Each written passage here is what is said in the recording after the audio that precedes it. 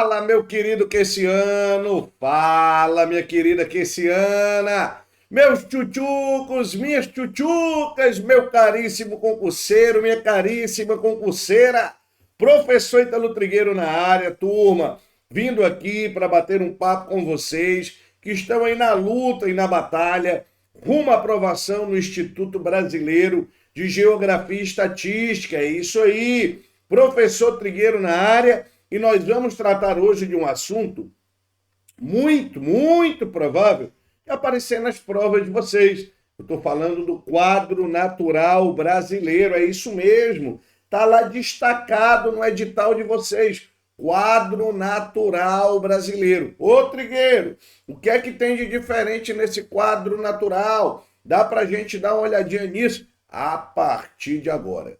E hoje eu vou trabalhar dois pontos importantes, hein? Fiquem atentos. Nós vamos trabalhar hoje, dentro do quadro natural brasileiro, a parte que envolve geologia, beleza? Geologia brasileira, geomorfologia também, entra um pouquinho, e hidrografia, ok? E hidrografia. São excelentes assuntos para aparecer na prova de vocês. E esse assunto é aquele tipo de assunto que muitos dos que vão fazer o concurso não dominam. Por quê? Porque a parte da geografia que nós chamamos de geografia física, né? É uma das grandes dicotomias da geografia, essa história de ela ser física ou ela ser humana. Essa é parte da geografia física. Mas, como dizia o grande Francisco de Mendonça, professor, tá? A geografia física, ela é uma ciência humana. E eu não tenho a menor dúvida disso. E nós vamos entender parte dessa realidade a partir desse momento, meninada. Aqui eu vou trazer para vocês, né, alguns dados da geologia brasileira. E eu quero que você me acompanhe vendo primeiro essa imagem que aqui está na tela, beleza? Dentro da perspectiva do nosso quadro natural. E nessa perspectiva, você está vendo o quê, professor, aí? Aí nós estamos vendo o conjunto das chamadas placas tectônicas, ok? Placas tectônicas. E você sabe que o Brasil é um país que ele é ausente, attention please, ele é ausente de grandes tremores de terra. Não quer dizer que não tenha tremor de terra no Brasil. Tem sim, mas o Brasil pode ser chamado de um país estável do ponto de vista tectônico. Ele é tectonicamente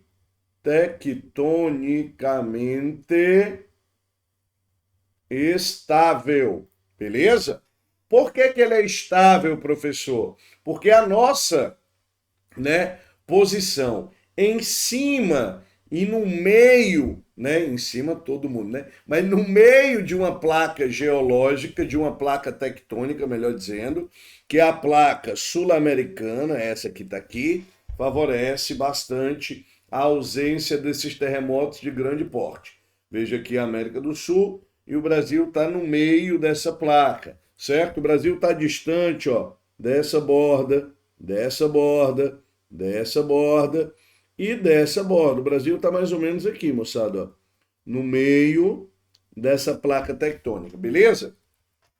E aí o que é que acontece? Quando nós temos o choque das placas tectônicas, a onda ela se dissipa, certo? É como se a gente colocar aqui, né, uma folha em cima da minha mão e eu bater aqui, ó, essa onda ela vai percorrer boa parte dessa extensão. O fato de eu ter na América do Sul uma área de choque de placas tectônicas, aonde fica isso, Trigueiro? Fica bem aqui, ó, deixa eu te mostrar. Bem aqui você está vendo a placa chamada placa de Nazca, tudo bem? Placa de Nazca. Nessa plaquinha de Nazca, Quando ela se encontra com a placa sul-americana bem aqui, o que é que acontece, professor? Aí nós temos o choque de placas. Então, quando essa placa de Nazca se choca, se encontra aqui, tem um choque, beleza? Esse movimento nós dizemos ser um movimento convergente. Na convergência dessas placas tectônicas, uma onda se dissipa. Quando ela se dissipa, ela chega no Brasil. Mas quando ela vai se dissipando, ela vai chegando mais lenta, mais fraca, mais paulatina. É tipo CREO, velocidade 1. Beleza? CREO, CREO. Se fosse um lugar onde a tectônica de placa fosse mais intensa, ou se nós estivéssemos abaixo, literalmente, do hipocentro, né? Perdão, do epicentro, o que é que a gente ia ter, Trigueiro? Né? A gente ia ter do hipocentro mesmo, que é onde a placa se choca. A gente ia ter um creu na velocidade 6. Era creu, creu, creu, creu, creu, creu, creu, creu, creu, creu, creu, pronto, tremia tudo, meu filho, literalmente, beleza? Aqui não. Aqui nós estamos bem mais tranquilos. Então não tem muito mistério nesse quesito, beleza? Tranquilidade, show de bola, maravilha. Tudo que a gente pode continuar a entender é que aqui os tremores de terra, por conta das placas tectônicas, se dão de uma maneira muito pequena. Não quer dizer que não tenha tremor de terra. Tem tremor de terra no Brasil, professor? Tem. Esse tremor de terra, ou esses tremores de terra, no caso do Brasil, se dão por uma outra questão, por um movimento intraplaquiano, dentro das placas, por falhas geológicas, por acomodação de terra, beleza? E tem muita falha geológica no Brasil, professor? Tem bastante. É mesmo? É. Deixa eu te mostrar aqui o mapa, certo? Uma mapinha. E esse mapa aqui nos mostra. Deixa eu pegar aqui a minha lupinha, perdão. Esse mapinha aqui está nos mostrando, tá? A idade geológica brasileira, certo? Período ali pré-câmbrico, terrenos proterozoicos e arqueanos, né? Já no Fanerozoico, no Éon Fanerozoico, as eras Paleozoica, Mesozoica, Cenozoica, e nós temos ali, tá, todas as nossas estruturas geológicas. Aonde você está vendo essas linhas tracejadas, perfeito? Nós temos falhas geológicas, ou nós temos linhas de falhas geológicas. E para além disso, eu tenho no Brasil essa linha zona de falhas aqui, ó, verde que você está vendo, beleza? Isso aqui é o que nós chamamos de lineamento transbrasiliano. O lineamento transbrasiliano é um conjunto de aproximadamente 2.700 quilômetros de falhas geológicas, mais ou menos entre o Mato Grosso do Sul e o estado do Ceará, onde a terra treme, gente, constantemente.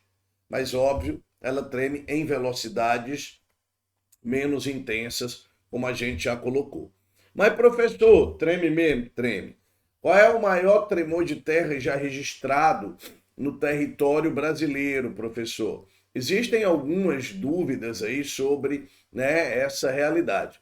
Mas há um registro de tremor de terra no estado do Maranhão, do Mato Grosso, perdão, tá?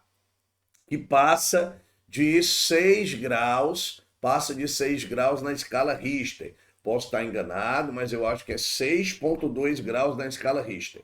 Beleza? Já dá para promover rachadura em casa, já dá para promover alguns impactos. Não é nada, né? Não é nenhum hecatombe, não é nada do outro mundo. Mas é um problema? Sim, é um problema. Beleza? E por ser esse problema, eu quero lembrar para todos vocês o seguinte: por ser esse problema, a gente tem ainda, né, que combater construções em áreas irregulares, impróprias, né? Tem que fazer um mapeamento das residências, como é que elas estão, como é que é a estrutura. Tudo isso tem que ser lembrado, turma. Tá? A Defesa Civil está aí para fazer parte disso. No Brasil, nós temos um registro de morte, certo? Um registro de morte que aconteceu na cidade de Caraíbas, em Minas Gerais. Ano era 2003, 2003 em Caraíbas. Nós tivemos um acidente, uma residência desabou, né? Um imóvel desabou, tá? E caiu sobre uma criança. Infelizmente, essa criança, né, morreu aí nesse episódio que é trágico. Mas tem como a gente, né, diminuir esses riscos, turma. Mas olha aqui, ó. Vou te mostrar aqui alguns tremores de terra pelo Brasil. Em quantos lugares a terra treme, Trigueiro? Olha lá. Aqui, deixa eu te mostrar aqui no cantinho. Aliás, deixa eu te mostrar na imagem toda, que fica melhor de ver. Isso aqui, ó, tremor de terra no território brasileiro. Em todos esses pontinhos, a terra treme. Todos. Concentração grande aqui em parte do Sudeste, beleza? Umas falhas geológicas, Nordeste da mesma forma, tá? Então a gente tem parte disso. Aqui ele está me mostrando alguns tremores, ó, em Minas Gerais, beleza? E em Goiás, né? Lá em Mutunópolis, Goiás, dia 4 de abril de 2014. Em Montes Claros, Minas Gerais, a terra tremeu no dia 6 e no dia 8, 3 vezes, tá? Então nós temos diversos tremores de terra no Brasil. E aqui ele pegou um momento entre 2008 e 2014, onde nós temos o tremor de terra pelas regiões brasileiras, né? Em várias regiões, em todas as regiões a terra treme, certo? Em todas as regiões a terra treme. O local onde ela é mais estável do ponto de vista tectônico é na região sul do Brasil. Então eu tenho aí parte desse cenário da nossa tectônica de placas. Beleza? Então, tranquilo, o Brasil é um território estável. Quando eu falo de geologia, é importante que a gente lembre que os terrenos brasileiros, eles são litologicamente muito antigos, sofreram várias fases de erosão, foram sendo degradados com o passar do tempo, e nesse processo de degradação dessa estrutura, nós formamos as nossas bacias sedimentares. Hoje eu posso afirmar, né, que no Brasil nós temos mais bacias sedimentares do que escudos cristalinos. 36% do Brasil é formado por escudos cristalinos, perfeito? Escudos cristalinos. Esses escudos cristalinos, eles recebem uma outra denominação. Eles também podem ser chamados de quê, professor? Eles também podem ser chamados de crátons, ok? Crátons. Que é isso, Trigueiro? Anota aí, escudos cristalinos ou crátons. São relevos muito antigos, né? Formados por estruturas pré-cambrianas lá atrás, e nesses lugares nós encontramos, importante lembrar disso, né? Alguns minérios importantes para o Brasil. 32% do Brasil é arqueozoico, 4% do Brasil é proterozoico, e é justamente nesses territórios aqui, ó, proterozoicos, que nós encontramos minerais metálicos na Serra de Carajás, lá no estado do Pará, no maciço do Urucum, no Mato Grosso do Sul, lá no quadrilátero ferrífero, Minas Gerais, onde nós tivemos 2 trágicos episódios há pouco tempo da nossa história. Nós estamos falando de quê? De Brumadinho, 2019, e de Mariana, um pouco antes, em 2015. Então, lembrar desses 2 fenômenos é fundamental, desses 2 episódios, né? O que é aquilo, Trigueiro? É uma catástrofe? Aquilo é um problema natural? Aquilo é o quê, professor? Aquilo ali, moçada, de uma forma muito simples, nós chamamos de ecocídios, beleza? ecocídios, é onde nós temos uma degradação, né, muito grande da natureza ou uma sobreexploração muito grande de um minério. E é exatamente o que acontecia ali. O Brasil é um player de mercado, né? O Brasil é um dos grandes produtores de minério de ferro do mundo. E por ser um dos grandes produtores de minério de ferro do mundo, o Brasil passa, né, por algumas questões importantes aí, como a exploração de alguns recursos, né, em grande escala para exportação, né? O minério de ferro voltou a ser a maior commodity brasileira no ano de 2022, a commodity mais exportada, bateu a soja. Então, gente, tudo isso é de extrema importância para a gente, beleza? Os outros 64, perdão, os outros 64% do território brasileiro são bacias sedimentares. Consequentemente, você já entendeu que não existem os tais dobramentos modernos no Brasil, né? As grandes cadeias de montanhas, as grandes elevações, como por exemplo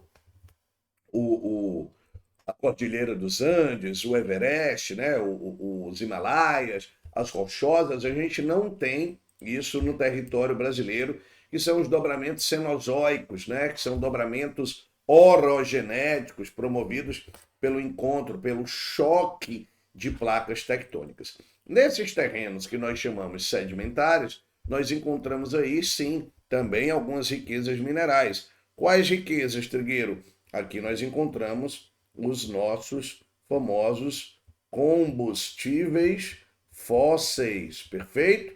Combustíveis fósseis, e nós encontramos parte, né, do nosso petróleo, do nosso gás, tanto onshore, que é a exploração continental, como offshore, que é a exploração oceânica. Beleza? Tudo tranquilo? A parte da geologia e da litologia foi para conta. A geologia, ela dá a base para que em cima dela se modele a crosta, se modele o tal do relevo. E aí eu vou falar de geomorfologia do Brasil, ou seja, as formas do relevo brasileiro. E do ponto de vista geomorfológico, o que é que nós temos, Trigueiro? Nós temos aqui um país, tá, formado por 75% do seu território, né, com planaltos e depressões. Planaltos e depressões representam 75% do Brasil, enquanto o restante, os outros 25%, é formado por planícies. Beleza? O Brasil não tem grandes altimetrias, o Brasil não tem altitudes tão elevadas, a gente acabou de dizer, né? 97,5% do Brasil está abaixo de 900 metros, 1,5% do Brasil, tá? Aliás, 2% do Brasil está entre 901 metros e 1.200. Só 0,5% do Brasil, turma, só 0,5% do Brasil está acima de 1.200 metros. Então, realmente é uma quantidade, né, uma ipsometria, a palavra correta é essa, muito reduzida, ok? Uma ipsometria, uma altimetria baixa, plana no Brasil, nós não temos grandes problemas. Ao longo da nossa história, 3 grandes geógrafos, né, classificaram o relevo brasileiro. E a prova pode cobrar isso, tudo bem? Quais foram essas 3 personagens? Me acompanha aqui. Essa primeira personagem aqui, no ano de 1940, é o professor Haroldo de Azevedo, ok? Professor Haroldo de Azevedo separou o Brasil em 7 unidades de relevo. 7 unidades de relevo. São 4 planaltos, certo? 4 planaltos e 3 planícies. E 3 planícies. À época, o critério que era usado para classificar o relevo do país era apenas a altimetria, era apenas a altitude do país, tudo bem? Era apenas a altimetria. E aí, eu tenho 4 planaltos, Planalto das Guianas, que é um planalto cristalino, o Planalto Central, que é o planalto sedimentar, o Planalto Atlântico, que é um planalto também cristalino, e o Planalto Meridional, que é um planalto sedimentar no sul do Brasil. E além disso, eu tenho o que, Trigueiro? Nós temos a planície amazônica, a planície do Pantanal e a planície costeira. Toda planície do mundo é de origem sedimentar. Tudo bem? Beleza? Essa é a primeira classificação. A segunda classificação vem um pouquinho mais à frente, no ano de 1958, certo? Com o professor Aziz Nassib Absaber. O grande professor Absaber vai falar para a gente que nós temos no Brasil 10 unidades de relevo, certo? 10 unidades de relevo. Das 10 unidades de relevo, nós temos 7 planaltos e 3 planícies, ok? O que mudou da primeira classificação para a segunda, professor? O critério. Agora, o professor Absaber, além de usar a altimetria, ele também vai usar um processo, que é o processo de erosão barra sedimentação. Erosão barra sedimentação. Beleza? E aí, qual é o lance, Trigueiro? O lance é, nós temos 2 classificações, as 2 corretas, com critérios diferentes de análise, beleza? Essas 2 primeiras classificações, 1940, 1958, são chamadas classificações didáticas, tá certo? Didáticas. Por quê? Porque teve um outro senhor, esse rapazinho aqui, o professor Jurandir Luciano Sanches Ross, que em 1989 usou já de alguns recursos tecnológicos para classificar o relevo brasileiro. E aqui, filho, são 28 unidades de relevo. Pelo amor de Deus, Trigueiro. 11 planaltos, 11 depressões, que vão aparecer nessa classificação, e 6 planícies. E o que é que mudou, professor? O critério. E qual é o critério que o professor Jurandir Luciano Sanches Rossi vai usar? Ele vai usar uma condição muito mais esmiuçada, ele vai detalhar muito mais. Ele usa a morfoescultura para classificar o relevo brasileiro, ele usa a morfoestrutura para classificar o relevo brasileiro, e ele usa a morfoclimática para classificar o relevo brasileiro. Ou seja, é uma classificação que ela é muito mais detalhista. Por isso ela é chamada assim, classificação detalhista. Beleza? Essas são as 3 principais classificações do relevo brasileiro: geologia, geomorfologia, faça a conta e vamos ver hidrografia do Brasil, que está dentro desse quadro natural. E é claro que todas as vezes que vocês pensarem nas questões hidrográficas, todas as vezes que vocês pensarem nas questões geomorfológicas, geológicas, climáticas, vegetacionais, juntem sempre uma condição à outra. Nunca nós temos esses quadros isolados, ok? A condição ela é geossistêmica. Então, um está associado de maneira direta a outro fenômeno, beleza? Ou a outra condição. E quando eu penso na hidrografia brasileira, a gente vai lembrar aqui que no ano de 2003, beleza, nascia no Brasil um órgão chamado CNRH, perfeito? CNRH é o Conselho Nacional de Recursos Hídricos. Conselho Nacional de Recursos Hídricos. Tudo bem? Esse Conselho Nacional está ligado à ANA, que é a Agência Nacional das Águas e do Saneamento Básico, e ele está ligado ao MMA, que é o Ministério do Meio Ambiente, beleza? E aí é o seguinte, moçada, quando a gente for pensar nas questões hídricas, você tem que lembrar de cara que o Brasil é um país riquíssimo quanto aos recursos hídricos.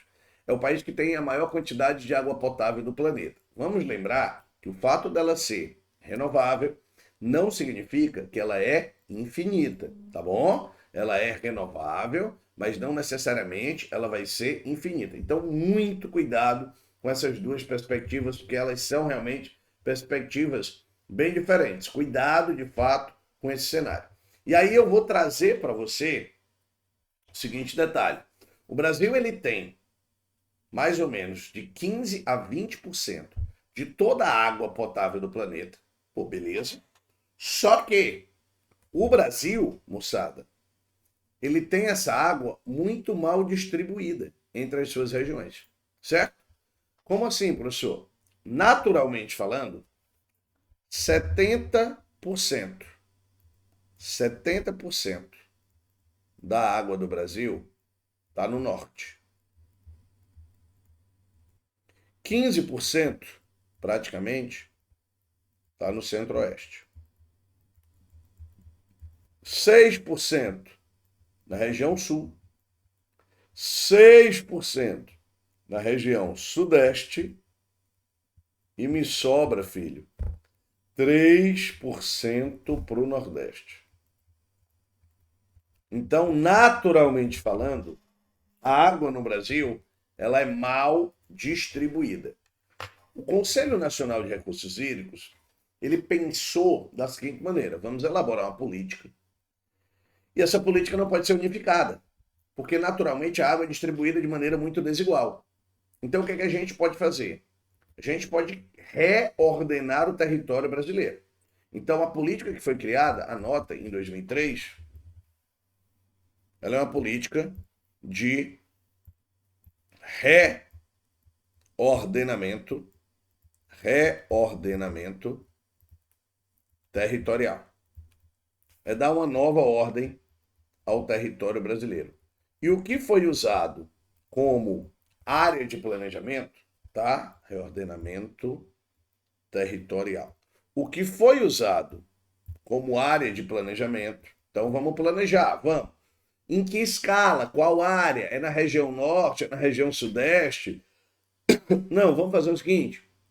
Se a gente está falando de água, vamos reordenar o Brasil e criar no Brasil as chamadas, nota aí, regiões hidrográficas. Regiões hidrográficas. Beleza? Brasileiras. Nasciam assim 5 regiões hidrográficas secundárias e 7, quase que não saiu 7 aqui, 7 regiões hidrográficas principais. Quem são elas?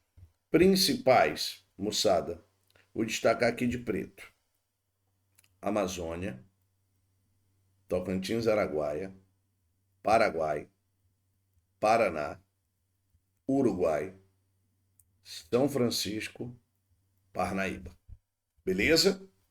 Essas são as principais. Se você lembrar dos P's, já ajuda. Ó, Parnaíba, Paraná, certo? Paraguai, né? São elas. Mas mais fácil ainda é lembrar que todas as bacias secundárias têm Atlântico no nome. Atlântico Nordeste Ocidental, Atlântico Nordeste Oriental, Atlântico Leste, Atlântico Sudeste e Atlântico Sul. Beleza? Tranquilidade. Ou seja, eu tenho aí uma política que reordena o território, que reorganiza o território brasileiro. Isso é importante por quê, Trigueiro? Isso é importante, moçada, por alguns detalhes, tá?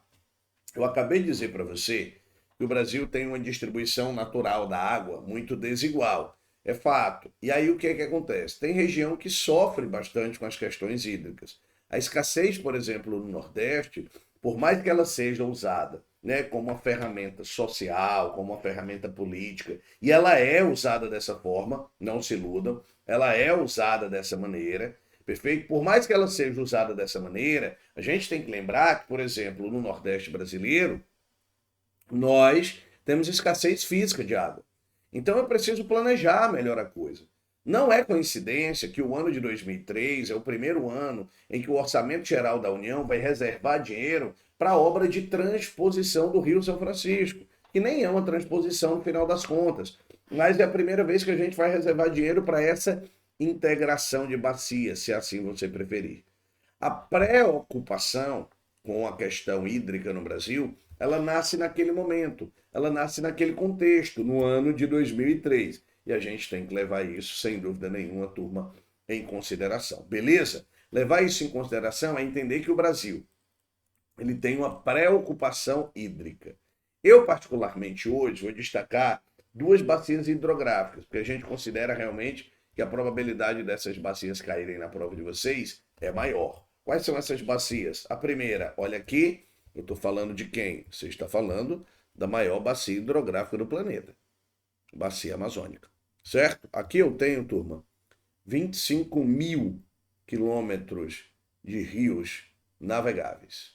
25 mil quilômetros de rios navegáveis, ok? E aí nós temos o mais impressionante rio do planeta, o famoso Rio Amazonas. O Rio Amazonas, ele se forma da confluência de dois dos seus, né, afluentes, o Rio Negro, beleza? Que desce aqui, ó, da parte mais ao norte, lá da Cabeça do Cachorro, lá de São Gabriel da Cachoeira, e ele vem entrando até Manaus, beleza? E o rio Solimões, que vem da porção mais ao sul, beleza? Aqui, ó, porção mais ao sul.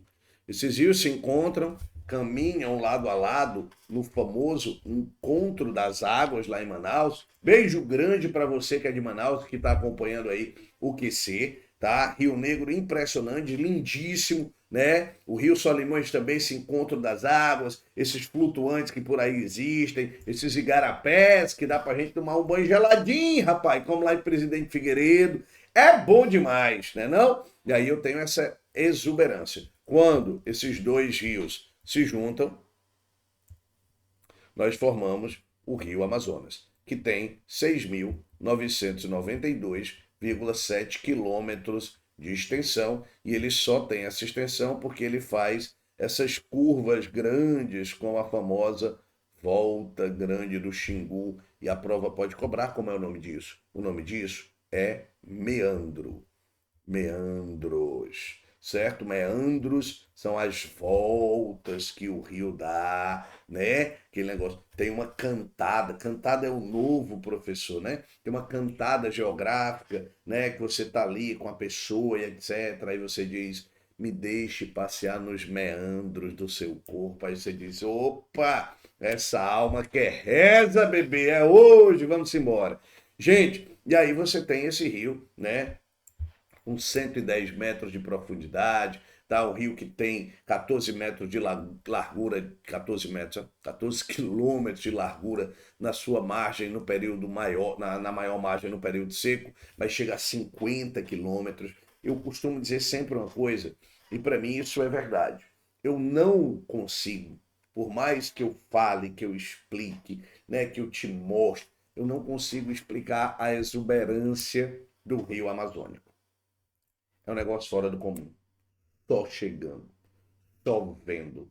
É assustador por um lado, né? O Rio Negro, ele é temível. Apesar de ser muito calmo, o Solimões é mais agitado. Beleza? Então nós temos essa realidade. E a outra bacia hidrográfica que eu gosto sempre de destacar, turma, é a bacia do Velho Chico, a bacia do Rio São Francisco, que é dividida aqui para vocês em 4 cursos, beleza? O bom e velho Alto São Francisco, que vai das nascentes até a cidade de Pirapora, em Minas Gerais. O Médio São Francisco, entre Pirapora e Remanso, na Bahia. O Submédio, entre Remanso e Paulo Afonso, tá? E o Baixo São Francisco, né? Que vai de Paulo Afonso até a Foz, no Oceano Atlântico, na divisa entre os estados de Sergipe e de Alagoas. E nesse território, nós temos, né, sempre que destacar que o Rio São Francisco é um rio de planalto, tem quedas d'água, gigantescas, e isso ao longo da história fez com que ele se tornasse um dos rios, se não o mais barrado do Brasil. Só de usina hidrelétrica que eu lembro aqui de cabeça, nós temos 5 em Paulo Afonso, Complexo Paulo Afonso de usinas. Perdão, nós temos Mochotó, Xingó, Remansa, Remansa, Casa Nova, Santo Sé, Pilão Arcado, Sobradinho, usina do Funil, usina do Piloto, usina Luiz Gonzaga, usina Delmiro Gouveia, ou seja, tá vendo? Grande quantidade de usinas. Ou seja, ele tem um potencial hidroenergético fantástico, maravilhoso, beleza? E nesse potencial hidroenergético fantástico, maravilhoso, lindo, beleza, nós temos várias barragens e essas barragens são comandadas por 2 empresas, tá? A Chesf, a Companhia de Energia de São Francisco, e a Companhia Hidrelétrica, né, de São Francisco, e a CEMIG, a Companhia de Energia do Estado de Minas Gerais. Uma das questões mais polêmicas que nós vemos é a questão da transposição de São Francisco, obra essa que ainda nem terminou, diga-se passagem, tá? Todo mundo diz que é o pai do São Francisco, a mãe da transposição, é o padrasto, é o avô. A obra nem está concluída 100% ainda, beleza? Que isso fique claro, né? Nós estamos aqui, meu filho, ó, dia 30 de agosto de 2023, meu filho. Uma hora dessa eu vou mentir para vocês? Não vou. A obra não está concluída, perfeito? A obra está por ser concluída ainda. Então o pai nem pariu, né? A mãe nem pariu, o menino já quer que o pai apareça. É devagar, vamos lá. E essa transposição ela vai ser uma obra que vai auxiliar aí, a promessa, pelo menos é essa, de auxiliar a população nordestina às épocas de seca. O grande professor Aziz Nassib Absaber dizia que as águas do São Francisco não são a panaceia da seca, não seriam a solução da seca. E a gente já consegue ver que em trechos onde a água do São Francisco passa, a gente ainda tem problemas com a seca. E a gente vai ter outros problemas, como, por exemplo, o saneamento básico, enfim. É uma questão muito séria, questão muito complexa, e o Brasil tem que começar a pensar nas questões que envolvem essa complexidade toda, né, que é o seu território do ponto de vista hidrográfico. Beleza, galera? Tranquilidade, maravilha, show de bola. Gente, fortíssimo abraço, até o nosso próximo encontro, e você já sabe, vem pro QC, que a gente bota é pra passar. Vamos ser felizes, vem passar no QC. Abraço, meu povo. Tchau, tchau. Até mais.